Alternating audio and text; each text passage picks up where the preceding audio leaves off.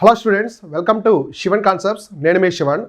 ఇవాళ మనము group 2 examination కోసం ఇండియన్ హిస్టరీలో ఒక ఇంపార్టెంట్ చాప్టర్ అయితే డిస్కస్ చేసుకుందాము. అదే హర్షవర్ధనుడు అనమాట. ఈ హర్షవర్ధనుడి గురించి కొంత ఇంట్రడక్షన్ అయితే చెప్తాను.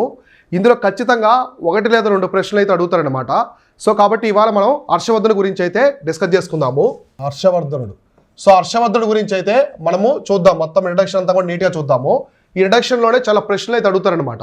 సో ఎటువంటివి ఉన్నాయి ఏంటని చెప్పేసి చూద్దాము. ఈయన 606 నుంచి ఈయన ఎప్పటి నుంచి పరిపాలించాడంటే ఈయన 606 నుంచి 647 వరకు అయితే ఈయన పరిపాలించడం అయితే జరిగిందనమాట. సో హర్షవర్ధనుడు ఏ వంశానికి చెందినవాడంటే పుష్యభూతి డైనస్టీ. పుష్యభూతి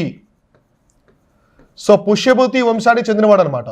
కాబట్టి మీకు ఎగ్జామినేషన్లో ఒక్కోసారి పుష్యభూతి అనే కాకుండా వర్ధనా డైనస్టీ అని కూడా ఇస్తారు. మీకు వర్ధనా డైనస్టీ అని ఇచ్చినా కూడా ఒకటే అనమాట. పుష్యభూతి అన్నా లేదా వర్ధన అన్నా కూడా ఒకటే అనమాట. ఈ వంశానికి చెందినవాడే ఈ యొక్క ఎవరు హర్షవర్ధనుడు అనమాట. ఎందుకంటే వీళ్ళ తండ్రి ప్రభాకర వర్ధనుడు, వాళ్ళ తండ్రి ఆదిత్యవర్ధనుడు. సో ఇలా అనమాట. అందువల్ల వర్ధన వంశుడు కూడా పిలుస్తారు. ఈ హర్షవర్ధనుడు మహమ్మద్ ప్రవక్తకి సమకాలీకుడు అనమాట. అంటే హర్షవర్ధనుడు మన భారతదేశం ఉత్తర భారతదేశాన్ని పరిపాలించేటప్పుడే ఇస్లాం అనేది పుట్టిందనమాట. అంటే మహమ్మద్ ప్రవక్త ఆ ప్రాంతంలో ఉన్నారు, మక్కా ఆ ప్రాంతంలో, ఇక్కడ హర్షవర్ధనుడు ఉన్నారనమాట. సమకాలీకులు ఇద్దరు కూడా. కాబట్టి హర్షవర్ధనుడు వచ్చేసి ప్రాఫెట్ మహమ్మద్. సో ఎవరికి సమకాలీకుడు అంటే ప్రాఫెట్ మహమ్మద్ అనమాట. మన భారతదేశంలో హర్షవర్ధనుడు ఉన్నప్పుడు ఇస్లాం అనేది పుట్టిందనమాట. సో మహమ్మద్ ప్రవక్తకి సమకాలీకుడు. సో అర్థమైందా? మనకి ఇస్లాం ఎప్పుడు పుట్టింది? 612 CE అనమాట. 612 CE ఆ కాలంలో. కాబట్టి సమకాలీకుడు అనమాట హర్షవర్ధనుడు. సో హర్షవర్ధనుడికి చాలా బిరుదులు ఉన్నాయి. హర్షవర్ధనుడికి అయితే చాలా బిరుదులు అయితే ఉన్నాయన్నమాట ఈయనకి సంబంధించి. సో ఏంటవి? టైటిల్స్. సో హర్షవర్ధనుడికి సంబంధించినటువంటి బిరుదులు అనేవి చూద్దాం. బిరుదులు. సో ఎటువంటి బిరుదులు ఉన్నాయంటే ప్రధానంగా ఒకడు వచ్చేసి హర్షవర్ధనుడికి ఉన్న బిరుదుల్లో శిలాదిత్య అనమాట. ఒకడు వచ్చేసి ఏంటంట శిలాదిత్యుడు. ఏంటి? శిలాదిత్య అని చెప్పేసి ఒక బిరుదు ఉందన్నమాట. ఎవరికి? హర్షవర్ధనుడికి. ఈ బిరుదు ఎందుకు వచ్చిందంటే ఈయన కనౌజు ప్రజల మేరకు తానేశ్వర్ కనౌజు రాజ్యాలను కలిపి రాజధాని కనౌజుకు మార్చాడనమాట. మార్చి తన సోదరైనటువంటి రాజ్యశ్రీని రాజమాతగా ప్రకటించాడు. సో అర్థమైంది ఈ విధంగా. అందుకే ఆయన్ని శిలాదిత్య అని చెప్పేసి పిలుస్తారు అనమాట. సో ఈ విధంగా అయితే పిలుస్తారు ఎవరిని? హర్షవర్ధనుడిని. ఇంకో బిరుదు ఏంటంటే ఈయనకున్నది పరమ భట్టారక. సో పరమ భట్టారక అన్నా కూడా హర్షవర్ధనుడే అనమాట. కాబట్టి పరమ భట్టారక. సో ఇంకో బిరుదు ఏంటి ఈయనకి సంబంధించి?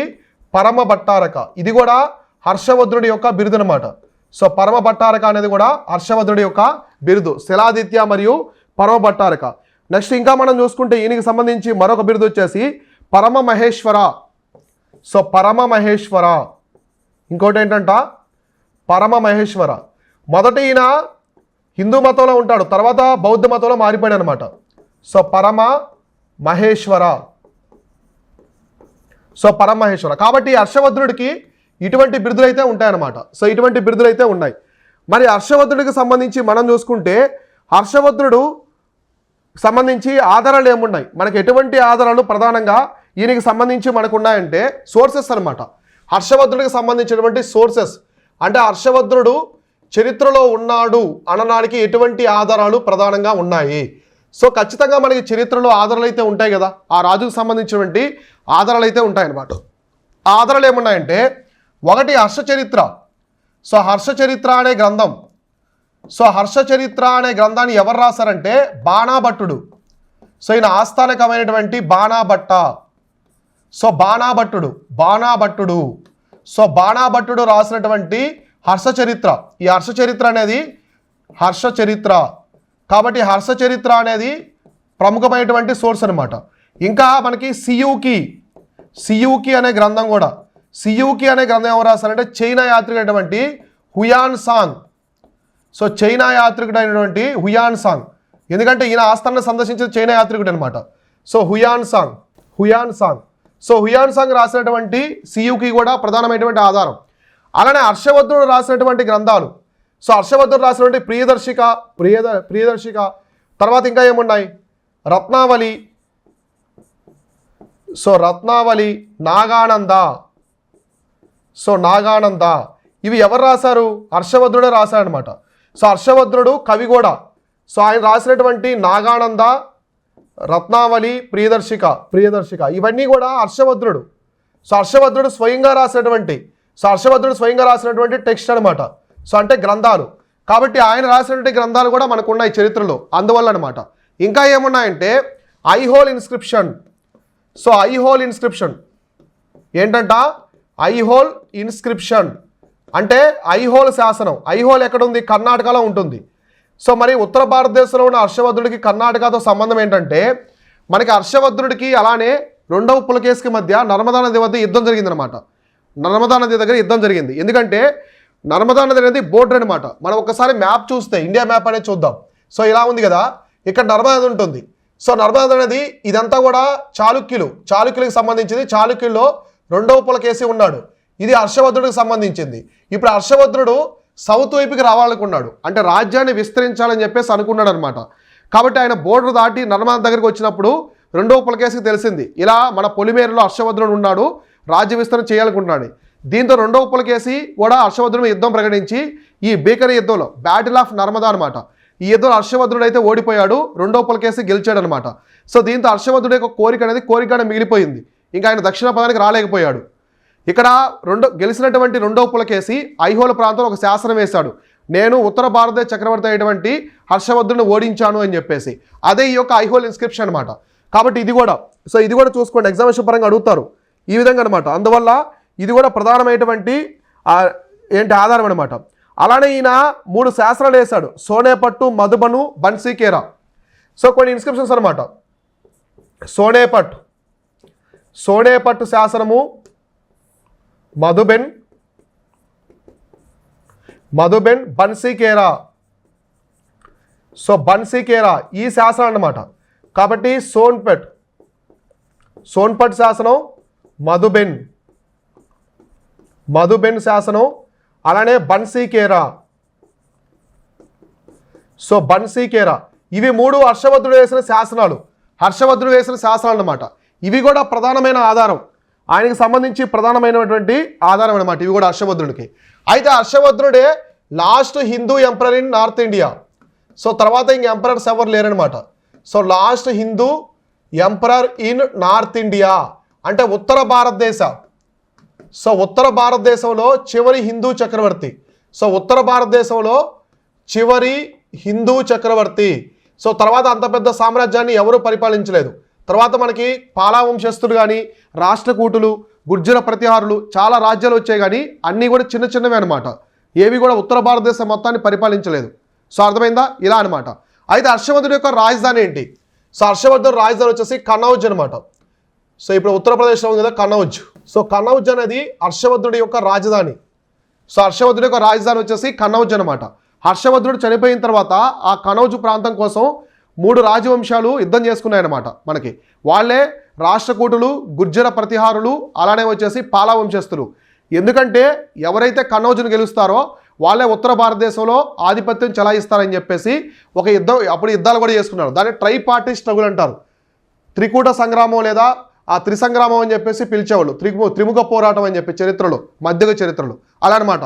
కాబట్టి హర్షవర్ధనుడి యొక్క రాజధాని ఏంటి? కనౌజ్ అనమాట. ఇవి చూసుకోండి, ఎక్కువగా అడుగుతారు, ఎగ్జామినేషన్ పరంగా ఎక్కువగా అడుగుతూ ఉంటారు అనమాట. సో క్లియర్ అయ్యేంతవరకు ఇవి హర్షవర్ధనుడికి సంబంధించినటువంటి ఆధారాలు అనమాట ఇవన్నీ కూడా. కాబట్టి హర్షవర్ధనుడికి సంబంధించినటువంటి ప్రధాన sources, the main sources of Harshavardhana was, first వచ్చేసి Harshacharita. It was written by Banabhatta was the court poet of Harshavardhana. So ఆయన ఎవరంటే కోర్టు పొయిట్ అనమాట, హర్షవర్ధనుడి యొక్క ఆస్థాన కవి. కాబట్టి ఇది మర్చిపోవద్దు మీరు. సో బాణాభట్టుడు ఎవరంటే హర్షవర్ధనుడి యొక్క court poet. So Banabhatta was the court poet of Harshavardhana అంటే ఆస్థాన కవి. ఈయన ఎవరంటే ఆస్థాన కవి అనమాట. సో అర్థమైందా? నెక్స్ట్ హుయాన్ సాంగ్, చైనా యాత్రికుడు. హుయాన్ సాంగ్ ఎక్కడి నుంచి వచ్చాడు? చైనా నుంచి వచ్చాడు అనమాట. హుయాన్ సాంగ్ వచ్చిన తర్వాత ఈయన మహాయాన బుద్ధిజం వైపు వెళ్తాడు. హర్షవర్ధనుడు మహాయాన బుద్ధిజం స్వీకరిస్తాడు. మొదట ఆయన హిందూ రాజు అనమాట. తర్వాత ఇలా ఆయనకి రాజ్యశ్రీ అనే ఒక చెల్లెలు కూడా ఉంటుంది. కాబట్టి హర్షవర్ధనుడికి ఉన్నటువంటి చెల్లెలు ఎవరంటే రాజ్యశ్రీ. ఈయన రాజ్యంలో కొంత ప్రాంతాన్ని రాజ్యశ్రీకి ఇచ్చి ఈ యొక్క రాజమాతగా కూడా వేశాడు. అలానే రాజ్యశ్రీని ఎప్పుడు ఇరిటేట్ చేస్తున్నటువంటి మాల్వా ప్రాంత రాజును కూడా చంపేశారు హర్షవర్ధనుడు. అప్పట్లో వాళ్ళ చెల్లెటువంటి రాజ్యశ్రీని మాల్వా యువరాజు ఎప్పుడు వేధిస్తూ ఉంటాడనమాట. ఆ యువరాజును కూడా చంపేశారు హర్షవర్ధనుడు అప్పట్లో. సో అర్థమైంది ఈ విధంగా. ఇంతవరకు అయితే అర్థమైంది కదా హర్షవర్ధనుడికి సంబంధించినటువంటి ప్రధానమైన ఆధారాలు ఇవన్నీ కూడా. కాబట్టి లాస్ట్ హిందూ ఎంపరర్ ఎవరంటే మనకు ఉత్తర భారతదేశంలో చివరి హిందూ చక్రవర్తి హర్షవర్ధనుడు అనమాట. సో ఇంతవరకు అయితే అర్థమైంది కదా. సో క్లియర్ కదా, ఇవన్నీ చూసుకోండి. అయితే హర్షవర్ధనుడు అప్పట్లో నలంద యూనివర్సిటీని బాగా ప్రోత్సహించాడు. సో కుమారగుప్తుడు నిర్మించినటువంటి నలంద విశ్వవిద్యాలయం అనేది హర్షవర్ధనుడి కాలంలోనే చాలా పీక్ స్టేజ్లో ఉందన్నమాట. అంటే చాలా గొప్ప స్థాయికి అయితే వెళ్ళింది. అంటే బౌద్ధ మతాన్ని బాగా ప్రోత్సహించాడు. బౌద్ధ మతం మీద బౌద్ధుల మీద హింసను తీసుకొచ్చినటువంటి శశాంక గౌడను కూడా ఓడించాడు. గౌడ సామ్రాజ్యం అంటే వెస్ట్ బెంగాల్ అనమాట. అప్పట్లో వెస్ట్ బెంగాల్ ఆ ప్రాంతం. సో ఆయన హిందూ రాజు అనమాట. ఈ బౌద్ధులంటే పడదు. అప్పట్లో ఆయన బుద్ధగయలో ఉన్నటువంటి బుద్ధగయ అనేది ఈ శశాంకుడి రాజ్యంలోనే ఉంటుంది. ఆయన బుద్ధగయలోని రావి చెట్టు కొమ్మలు కూడా తెగ్గొట్టించాడు అనమాట. సో దీంతో ఆయన పవిత్రమైన రావి చెట్టు కొమ్మలు తెగ్గొట్టించడంతో హర్షవర్ధనుడు యుద్ధం చేసి అతను ఓడించాడు. ఓడించడమే కాకుండా ఆ బుద్ధగయ ఆ గౌడ సామ్రాజ్యం మొత్తాన్ని కూడా తన రాజ్యంలో కలుపుకున్నాడు. ఇలా ఉత్తర భారతదేశం అంతా కూడా హర్షవర్ధనుడి యొక్క కంట్రోల్లో ఉన్నదన్నమాట. ఈ కాలంలో సోషల్ ఎకనామిక్ కండిషన్స్ కావచ్చు, ఆ మత పరిస్థితులు, అలానే లిటరేచరు, ఆర్ట్ అండ్ ఆర్కిటెక్చర్ ఇవన్నీ కూడా చాలా ఉన్నతమైన స్థానంలో ఉన్నాయి. సో అర్థమైందా? ఈ విధంగా ఇలా హర్షవర్ధనుడు అయితే ఉన్నాడనమాట. సో హర్షవర్ధనుడు తన రాజ్యాన్ని వివిధ భాగాలు విభజించుకొని గొప్ప పరిపాలన అయితే ఆ రోజుల్లో అందించాడు. సో మనకి ఏన్షియంట్లో చివరిగా ప్రాచీన భారత చరిత్రలో చివరిగా ఉన్నటువంటి గొప్ప చక్రవర్తే ఈ యొక్క హర్షవర్ధనుడు. సో అర్థమైందా? ఇలా మనం ఇండియన్ హిస్టరీ మాడ్యూల్లో ప్రతి ఒక్క అంశం కూడా చాలా నీట్గా చెప్పుకుంటాం. ఎక్కడ కూడా ఎగ్జామినేషన్లో ప్రశ్న అనేది మిస్ అవ్వకుండా ఎక్కడ ఎటువంటి ప్రశ్నలు అడుగుతారు. సో ఇప్పుడు సోర్సెస్ అనమాట ఇలాంటివి అడుగుతారు ఎక్కువగా. సో అర్థమైందా? సో మీకు ఎక్కడా కూడా ఎగ్జామ్లో ప్రశ్నలు మిస్ అవ్వకుండా ప్రతి ఒక్క అంశం కూడా ఫ్యాక్ట్స్ కాన్సెప్ట్స్తో కలిపి క్లియర్గా అన్ని క్లాసులో కూడా ఎక్స్ప్లెయిన్ చేస్తూ ఉంటాను. ఫాలో అవుతూ ఉండండి. సో మిగతా ఏముందో తర్వాత క్లాస్లో మనం క్లారిటీగా డిస్కస్ చేసుకుందాం. Thank you all.